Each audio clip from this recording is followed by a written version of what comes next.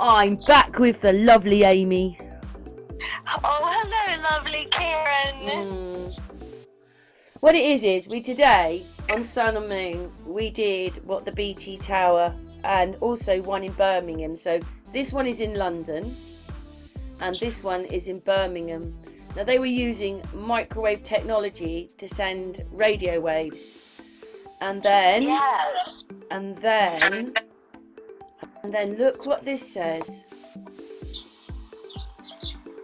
Radio frequencies as weapons. Amy, one sentence, because we're not adding very much because I think the video is self-explanatory.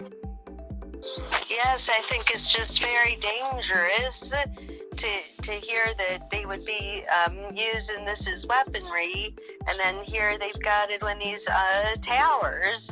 So how alarming is that? I find that alarming. Probably all going to affect people's health. Yes.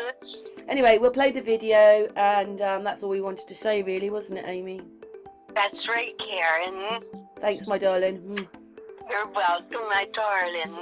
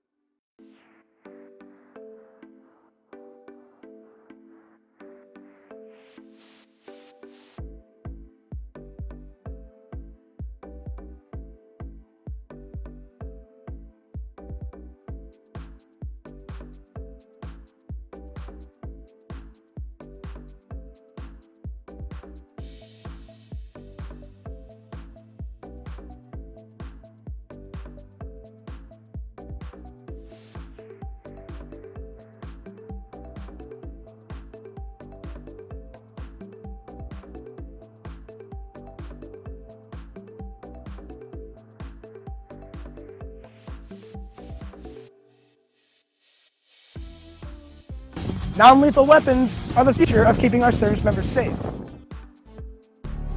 DoD's active denial technology and future solid-state active denial technology system will produce a focused beam of directed energy to provide our troops a non-lethal option to stop, deter, and turn back suspicious individuals with minimal risk of injury. Active denial technology is designed to protect the innocent, minimize fatalities, and limit collateral damage across the range of military operations. Active denial technology uses radio frequency millimeter waves at a frequency of 95 gigahertz. Traveling at the speed of light, the millimeter wave directed energy engages the subject, penetrating the skin to a depth of only about 1/64th of an inch. The beam produces an intolerable heating sensation, compelling the targeted individual to instinctively move.